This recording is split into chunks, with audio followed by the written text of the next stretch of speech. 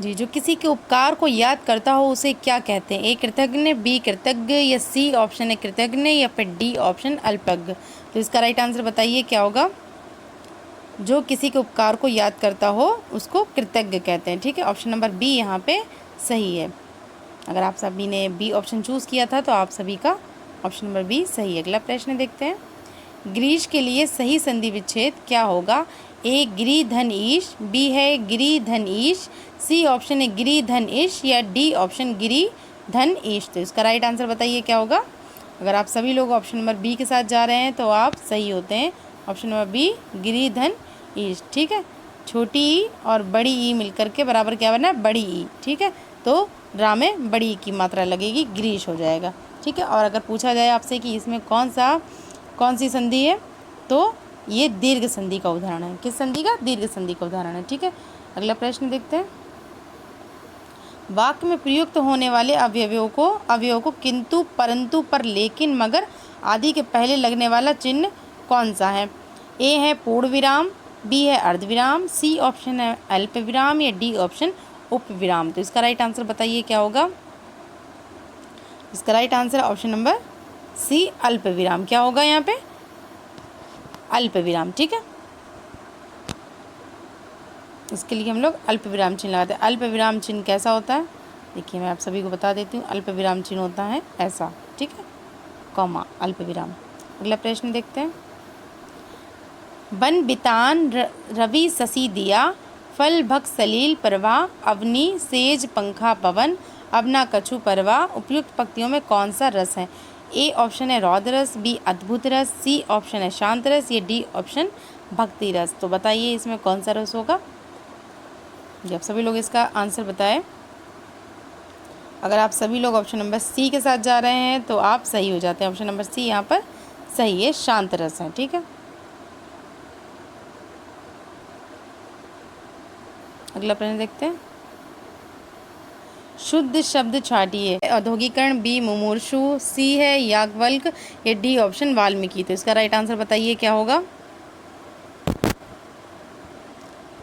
Option number B यहाँ पर सही है। अगर आप सभी लोगों ने बी ऑप्शन चूज़ किया है तो आप सभी सही हैं। ठीक है, अगर हम औद्योगिकीकरण में देखते हैं कि इसमें अशुद्धि क्या है, तो यहाँ पर आपकी अशुद्धि है, यहाँ पर जो है ना ओ की मात्रा लगेगी। ठीक है, तब ये होगा औद्योगिकरण, ये औद्योगिकरण है।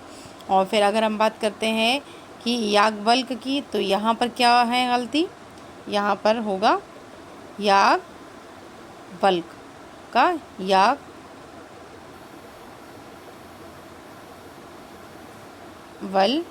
ठीक है, ये होगा यहाँ पर, यानी कि आधा का आएगा और फिर यहाँ पर या बनेगा, आधा का के बाद या बनेगा। और अगर वाल्मीकि को देखते हैं तो क्या ये होगा?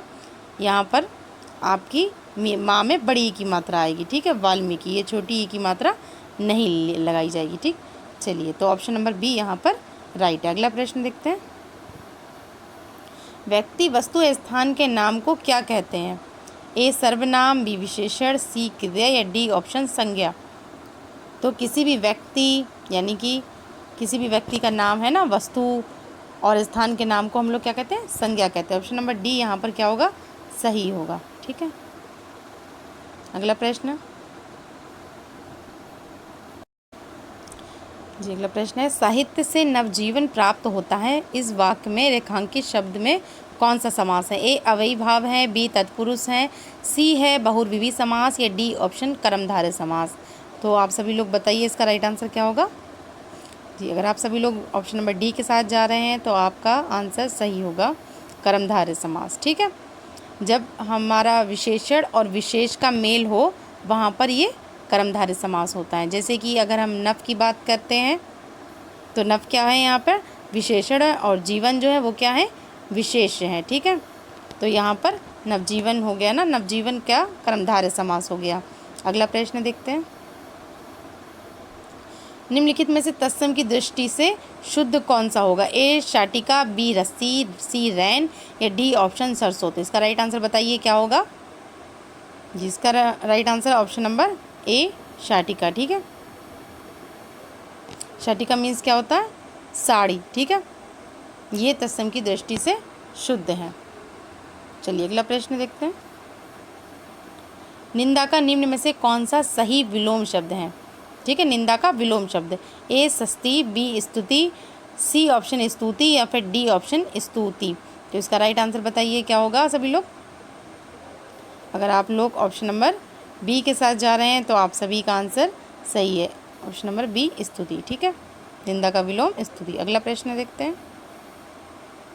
मदगेंद्र, सुमुखी, सुंदरी आदि किसके भेद हैं? ए छप्पे के, बी रोला के, सी ऑप्शन है कुंडलिया के या डी ऑप्शन सवैया के। तो इसका राइट आंसर क्या होगा जी? अगर आप सभी लोग ऑप्शन नंबर डी के साथ जा रहे हैं तो आप सभी का आंसर सही है। ठीक है, मदगेंद्र, सुमुखी, सुंदरी आदि सवैया के ही भेद है। ठीक है, और ये कितने चरणों वाला होता है? ये 22 से 26 वर्णों के चरण वाले छंद होते हैं। ठीक है, इसको सवैया के नाम से जाना जाता है। और सवैया छंद कैसा होता है? वर्लिक। ठीक है, वर्लिक छंद भी होता है और मात्रिक छंद भी होता है। चलिए अगला प्रश्न देखते हैं। मुदित महीपति मंदिर आए, सेवक सचिव सुमत बुलाए, उपयुक्त पंक्तियों में कौन सा अलंकार है? ए में उपमा अलंकार है, बी अनुप्रास अलंकार है, सी ऑप्शन है यमक अलंकार या डी ऑप्शन रूपक अलंकार। तो इसका राइट आंसर बताइए आप सभी लोग क्या होगा जी? अगर आप सभी लोग ऑप्शन नंबर बी के साथ जा रहे हैं तो आप सभी का आंसर सही है, ए बी ऑप्शन है अनुप्रास अलंकार। ठीक है, बी ऑप्शन अनुप्रास अलंकार सही है। क्यों है इसमें अनुप्रास अलंकार? कहाँ पर होता है अगर पूछा जाए तो? जहाँ पर वर्णों की आवर्ती बार बार होती है तो वहाँ पर ही अनुप्रास अलंकार होता है। इसमें कौन से वर्ण की आवर्ती बार बार हुई है? माँ की, ठीक है, और सा की। ठीक है, सा और माँ की यहाँ पे आवर्ती बार बार होने के कारण अनुप्रास अलंकार है। ठीक है, चलिए अगला प्रश्न देखते हैं। निम्न में विदेशी शब्द कौन सा? ए उष्ट्र है, बी अमीर, सी प्रिय या डी ऑप्शन भक्त। तो इसका राइट आंसर बताइए। ऑप्शन नंबर बी के साथ आप सभी अगर जा रहे हैं तो आपका राइट आंसर होगा ऑप्शन नंबर बी अमीर। ठीक है, और ये जो है अरबी भाषा से हिंदी में आया है। ठीक है, चलिए अगला प्रश्न देखते हैं।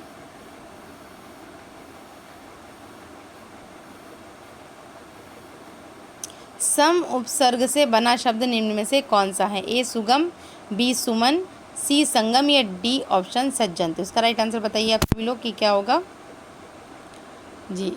ऑप्शन नंबर सी यहाँ पर राइट है, संगम। ठीक है, क्योंकि कैसे बना है? सम धन गम से। ठीक है, संगम। अगला प्रश्न देखते हैं। लोहा मानना मुहावरे का अर्थ निम्न विकल्पों में से कौन सा होगा? ए प्रभाव स्वीकार करवाना, बी ऑप्शन है प्रभाव स्वीकार करना, सी ऑप्शन है प्रभाव अस्वीकार करना या डी ऑप्शन प्रभाव स्वीकार न करना। तो इसका राइट आंसर बताइए सभी लोग कि क्या होगा? अगर आप सभी लोग ऑप्शन नंबर बी के साथ जा रहे हैं तो आप सभी का आंसर सही होगा। लोहा मानना मुहावरे का जो अर्थ है वो है प्रभाव स्वीकार करना। ठीक है, अगला प्रश्न देखते हैं। निम्नलिखित वाक्य को ध्यान से पढ़े और तय करें कि कौन से हिस्से में त्रुटि है। ए तेनालीराम ने कहीं सुना था कि एक दुष्ट आदमी साधु का भेष बनाकर लोगों को अपने जाल में फंसा लेता है। जी आप सभी बताइए इसमें कहाँ पर त्रुटि? ए ऑप्शन की एक दुष्ट आदमी साधु, बी का भेष बनाकर लोगों, सी ऑप्शन को अपने जाल में फंसा लेता है या डी ऑप्शन तेनालीराम ने कहीं सुना था। तो इसमें देख लिए गौर से कि कहाँ पर त्रुटि है। तेनालीराम ने कहीं सुना था कि एक दुष्ट आदमी साधु का भेष बनाकर लोगों को अपने जाल में फंसा लेता है। तो यहाँ पर ऑप्शन नंबर ए के साथ आप सभी अगर जा रहे हैं तो आपका ऑप्शन सही है कि एक दुष्ट आदमी साधु। क्यों है? यहाँ पर बड़ी ई की मात्रा की नहीं की, छोटी ई की मात्रा ये वाला होना चाहिए। ठीक है, कि एक दुष्ट आदमी साधु का भेष बनाकर लोगों को अपने जाल में फंसा लेता है। ठीक है, चलिए अगला प्रश्न देखते हैं। निम्नलिखित में से कौन सा शब्द सर्प का एक पर्यायवाची नहीं है?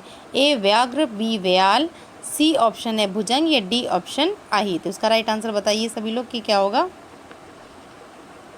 जी? अगर आप सभी लोग ऑप्शन नंबर ए के साथ जा रहे हैं तो आप सभी का आंसर सही है, ए व्याघ्र। ठीक है, पर्यायवाची व्याघ्र नहीं है, बाकी व्याल, भुजंग, अही ये सभी सांप के पर्यायवाची शब्द हैं। ठीक है, चलिए अगला प्रश्न देखते हैं। चौमासा में निम्न में से कौन सा समास है? ए कर्मधारय समास है, बी तत्पुरुष समास है, सी ऑप्शन है द्वंद्व समास, या डी ऑप्शन द्विगु समास। तो इसका राइट आंसर बताइए सभी लोग।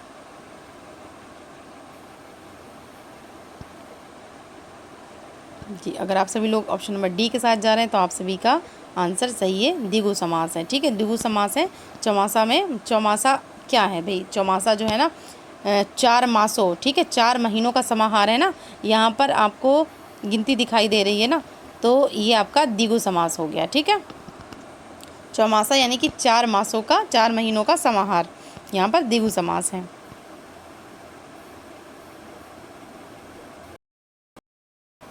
38वीं समांतर रेखा निम्न में से किस देश को विभाजित करती है? ए पूर्व जर्मनी और पश्चिमी जर्मनी, बी है उत्तर कोरिया और दक्षिण कोरिया, सी ऑप्शन है संयुक्त राज्य अमेरिका और कनाडा, या फिर डी ऑप्शन चीन और तिब्बत। तो इसका राइट आंसर सभी बताइए। इसका right answer option number B, उत्तर कोरिया और दक्षिण कोरिया। अगर आप सभी बी के साथ जा रहे हैं तो आप सभी राइट है। चलिए अगला प्रश्न देखते हैं। संविधान का कौन सा अनुच्छेद राज्य सरकार को ग्राम पंचायत के संगठन का निर्देश देता है? ए अनुच्छेद 32, बी अनुच्छेद 40, सी ऑप्शन है अनुच्छेद 78, या डी ऑप्शन अनुच्छेद 48। इसका राइट आंसर बताइए सभी। जी, अगर आप सभी लोग जा रहे हैं ऑप्शन नंबर बी के साथ तो आप सभी लोग सही हैं, अनुच्छेद 40 के तहत। ठीक है, अगला प्रश्न देखते हैं। निम्न में से किस राज्य में काली मिट्टी पाई जाती है? ए गुजरात में, बी मध्य प्रदेश में, सी महाराष्ट्र में, या डी ऑप्शन इनमें से इन सभी में। बताइए इसका राइट आंसर क्या होगा। जिसका राइट आंसर है ऑप्शन नंबर, आप किसके साथ जा रहे हैं? आप सभी लोग ऑप्शन नंबर डी के साथ। अगर आप सभी ऑप्शन नंबर डी के साथ जा रहे हैं तो आप सभी लोग सही है। अगला प्रश्न देखते हैं। भारत में तंबाकू का सर्वाधिक उत्पादक राज्य कौन सा है? ए गुजरात, बी आंध्र प्रदेश, सी है कर्नाटक, या डी ऑप्शन मध्य प्रदेश। इसका राइट आंसर बताइए क्या होगा। इसका राइट आंसर है option number B, Andhra Pradesh. ठीक है, तंबाकू का सर्वाधिक उत्पादक राज्य आंध्र प्रदेश है। अगला प्रश्न देखते हैं। जमींदारी उन्मूलन के लिए संसद में प्रथम संविधान संशोधन किस वर्ष किया गया था? सन 1951 ईस्वी में, बी ऑप्शन है सन 1954 ईस्वी में, या सी ऑप्शन 1950, या डी ऑप्शन सन 1953। तो इसका राइट आंसर बताइए। इसका राइट आंसर बताइए। अगर आप सभी लोग ऑप्शन नंबर ए के साथ जा रहे हैं तो आपका ऑप्शन सही है, 1951। ठीक है, 1951 में जमींदारी उन्मूलन के लिए संसद में प्रथम संविधान संशोधन किया गया था। ठीक है, अगला प्रश्न देखते हैं। निम्न में से किसके उपग्रह सर्वाधिक हैं? ए शुक्र के, बी मंगल के, सी बृहस्पति के, या डी ऑप्शन शनि के। तो आप सभी बताइए इसका राइट आंसर क्या होगा। इसका राइट आंसर बताइए। अगर आप सभी लोग ऑप्शन नंबर सी के साथ हैं तो आप सभी लोग सही हैं। निम्न में से किसके उपग्रह सर्वाधिक है? बृहस्पति के। ठीक है, बृहस्पति जो है ना वो सौर मंडल का सबसे बड़ा ग्रह है और इसके जो उपग्रह की संख्या है वो कितने हैं? वो 67 है। ठीक है, 67। चलिए अगला प्रश्न देखते हैं। डीजल की गुणवत्ता किसके द्वारा व्यक्त की जाती है? ए सीटेन संख्या द्वारा, बी ऑक्टेन संख्या द्वारा, सी ऑप्शन है ए और बी दोनों के द्वारा, या डी ऑप्शन उपरोक्त में से कोई नहीं। तो इसका राइट आंसर क्या होगा। इसका राइट आंसर है ऑप्शन नंबर ए सीटेन संख्या द्वारा। ठीक है, अगर आप सभी ने ए ऑप्शन चूज़ किया है तो आप सभी लोग राइट हैं। चलिए अगला प्रश्न देखते हैं। भारतीय उपमहाद्वीप मूल रूप से निम्न में से किस एक विशाल भूखंड का हिस्सा था? ए इंडियाना का, बी गोंडवाना लैंड का, या फिर सी ऑप्शन है आर्यवर्त का, या D option Jurassic land mass का। तो इसका राइट आंसर क्या होगा, आप सभी लोग देने की कोशिश करिए। Option number B Gondwana land. अगर आप सभी लोग ने बी ऑप्शन चूज़ किया है तो आप सभी लोग राइट हैं। चलिए अगला प्रश्न देखते हैं। नोबार्ड क्या है? ए बोर्ड, बी बैंक, सी ब्यूरो, या फिर डी ऑप्शन विभाग। तो इसका राइट आंसर क्या होना चाहिए बताइए आप सभी लोग। ये अगर आप सभी लोग बी ऑप्शन चूज़ करते हैं तो आप सभी लोग सही हैं। ऑप्शन नंबर बी बैंक यहाँ पे राइट है। नोबार्ड जो है वो एक बैंक है। ठीक है, और ये कब इसकी स्थापना की गई थी? इसकी स्थापना की गई थी 12 जुलाई 1982 ईस्वी को, ठीक है, 12 जुलाई 1982 ईस्वी। और इसका मुख्यालय कहाँ स्थित है? इसका मुख्यालय है मुंबई में, ठीक है। चलिए अगला प्रश्न देखते हैं। सिलिकॉन वैली निम्न में से किसके लिए प्रसिद्ध है? ए नदी घाटी के लिए, बी कंप्यूटर सॉफ्टवेयर के लिए, या सी ऑप्शन पर्यावरण संरक्षण के लिए, या फिर डी ऑप्शन सिलिकॉन उत्पादन के लिए। तो इसका राइट आंसर बताइए क्या होगा। जी, अगर आप सभी जाते हैं ऑप्शन नंबर बी के साथ तो आपका ऑप्शन नंबर बी सही हो जाता है, कंप्यूटर सॉफ्टवेयर के लिए, ठीक है। सिलिकॉन वैली जो है ना वो किसके लिए प्रसिद्ध है? वो है कंप्यूटर सॉफ्टवेयर के लिए, ठीक है, जो कि कहाँ है? बेंगलुरु में है। चलिए अगला प्रश्न देखते हैं। साहित्य अकेदमी कहाँ स्थित है? ए नई दिल्ली में, बी कोलकाता में, सी ऑप्शन है भोपाल में, या डी ऑप्शन मुंबई में। तो इसका राइट आंसर क्या होगा? साहित्य अकेदमी कहाँ स्थित है? ऑप्शन नंबर ए नई दिल्ली में, ठीक है। अगर आप सभी ने नई दिल्ली को चूज़ किया है तो आप सभी लोग राइट हैं। अगला प्रश्न देखते हैं। सरदार स्वर्ण सिंह समिति की अनुशंसा पर भारतीय संविधान में 42वें संशोधन के द्वारा किसे जोड़ा गया था? ए चुनाव की प्रक्रिया को, बी मौलिक कर्तव्य को, सी ऑप्शन मूल अधिकार को, या डी ऑप्शन नीति निदेशक तत्व को। इसका राइट आंसर बताइए क्या होगा, किसको जोड़ा गया है? जी, इसका right answer option number B मौलिक कर्तव्य को जोड़ा गया है, ठीक है। और ये संशोधन किस सन में हुआ था? ये संशोधन हुआ था सन 1976 ईस्वी में, ठीक है। सभी लोग याद रखिएगा, 1976 ईस्वी में संशोधन हुआ था। 42वें संशोधन के द्वारा मौलिक कर्तव्यों को जोड़ा गया था, ठीक है। अगला प्रश्न देखते हैं। स्वतंत्र भारत में उत्तर प्रदेश के प्रथम विधानसभा अध्यक्ष कौन थे? ए राजर्षि पुरुषोत्तम दास टंडन, या फिर बी ऑप्शन मदन मोहन वर्मा, या सी ऑप्शन है नफीसुल हसन, या डी ऑप्शन आत्माराम गोविंद खेर। तो इसका राइट आंसर क्या होना चाहिए बताइए सभी। इसका राइट आंसर है ऑप्शन नंबर ए राजर्षि पुरुषोत्तम दास टंडन, ठीक है। चलिए अगला प्रश्न देखते हैं। ग्रीन मफलर किस प्रदूषण से संबंधित है?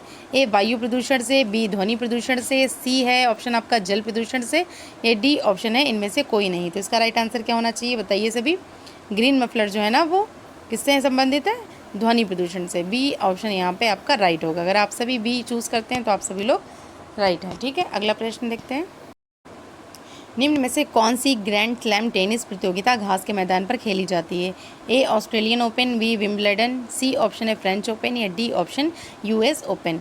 तो इसका राइट आंसर क्या होना चाहिए बताइए सभी लोग। जी, अगर आप सभी लोग चूज़ कर रहे हैं ऑप्शन नंबर बी तो आप राइट हैं। बी ऑप्शन विंबलडन जो है राइट आंसर है। चलिए अगला प्रश्न देखते हैं।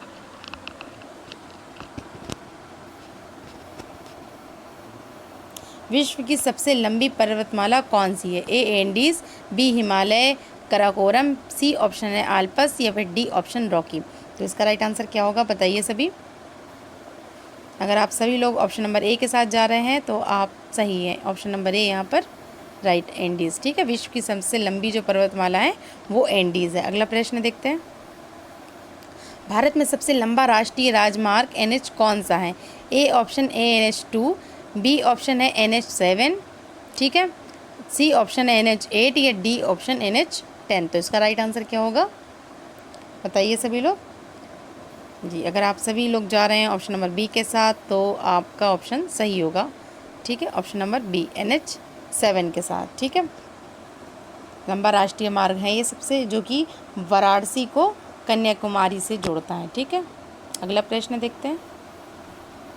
निम्न में से कौन सा अधिनियम काला बिल के रूप में जाना जाता था? ए रोलेट अधिनियम, बी है पिट्स भारत अधिनियम, सी ऑप्शन है भारतीय परिषद अधिनियम, या फिर डी ऑप्शन उपरोक्त में से कोई नहीं। तो इसका राइट आंसर क्या होगा?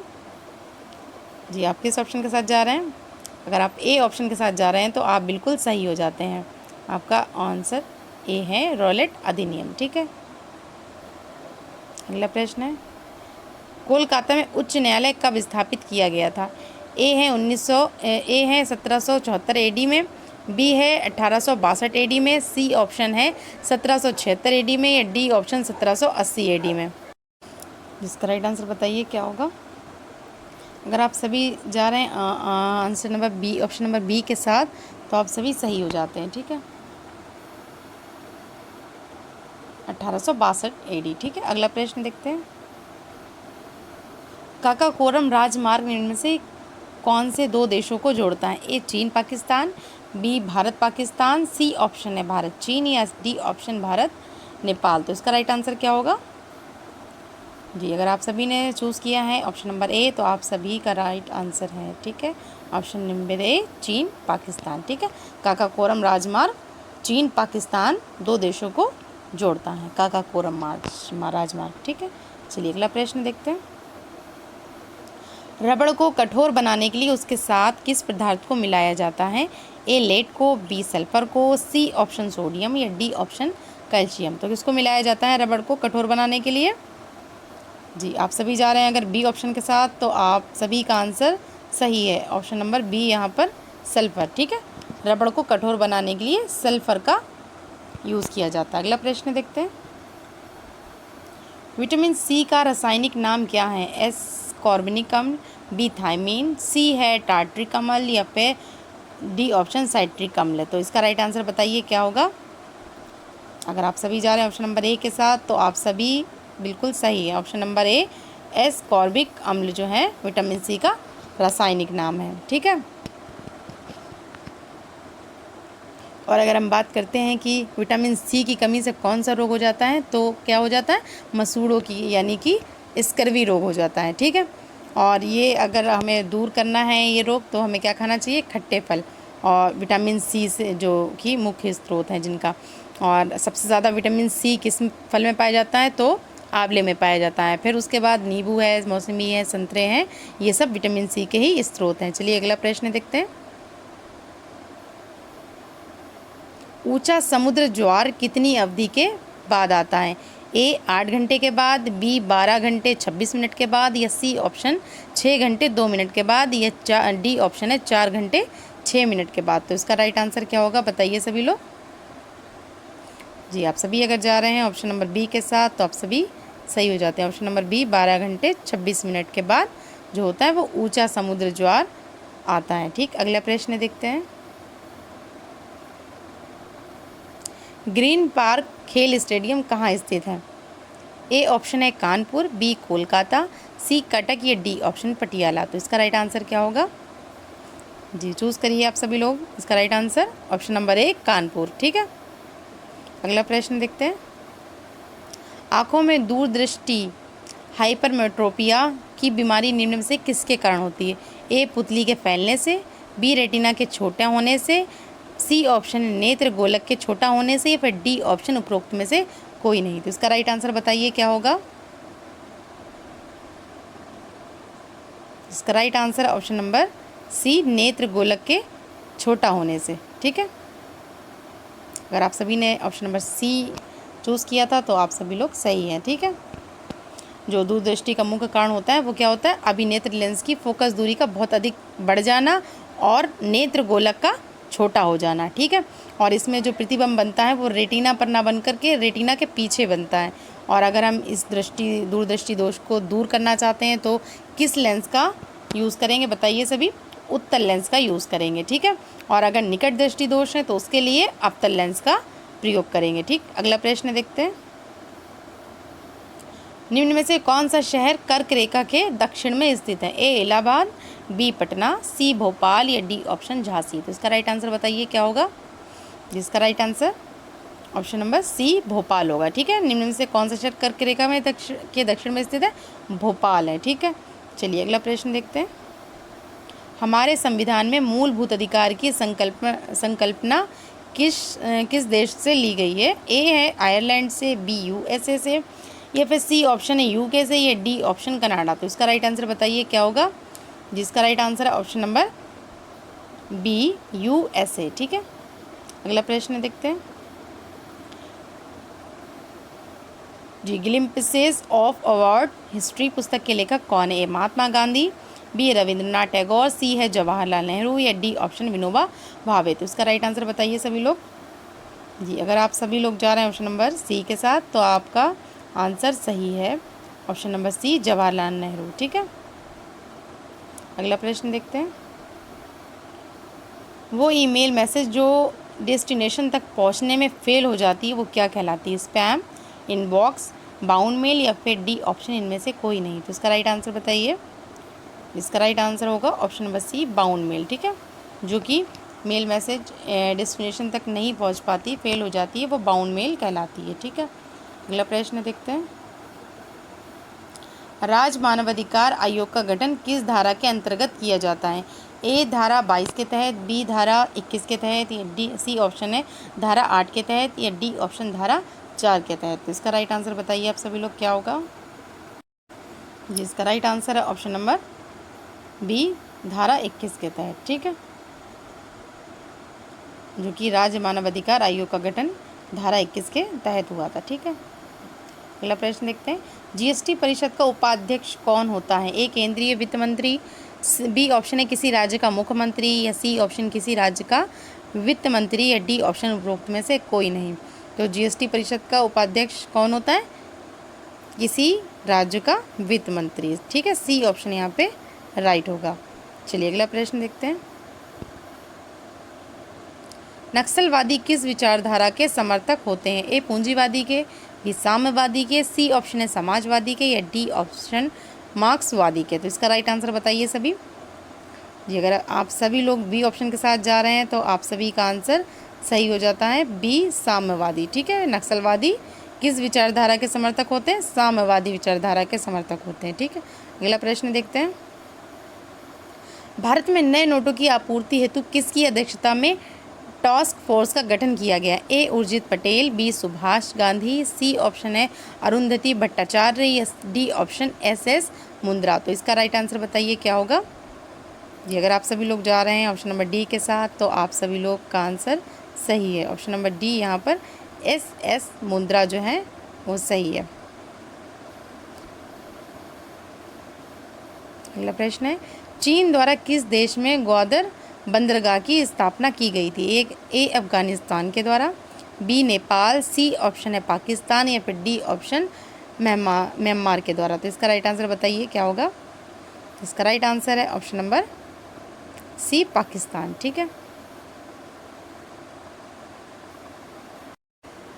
और एक प्रश्न आप सभी के लिए, उसका उत्तर आप सभी को देना है कि निकट दृष्टि दोष को दूर करने के लिए हम किस लेंस का प्रयोग करते हैं। ठीक है, अगर आपने वीडियो को पूरा देखा होगा तो आपको इसका आंसर ज़रूर पता चलेगा। ठीक है, तो आप सभी लोग कमेंट में हमको इसका आंसर दीजिएगा। ठीक है, चलिए ओके, थैंक यू।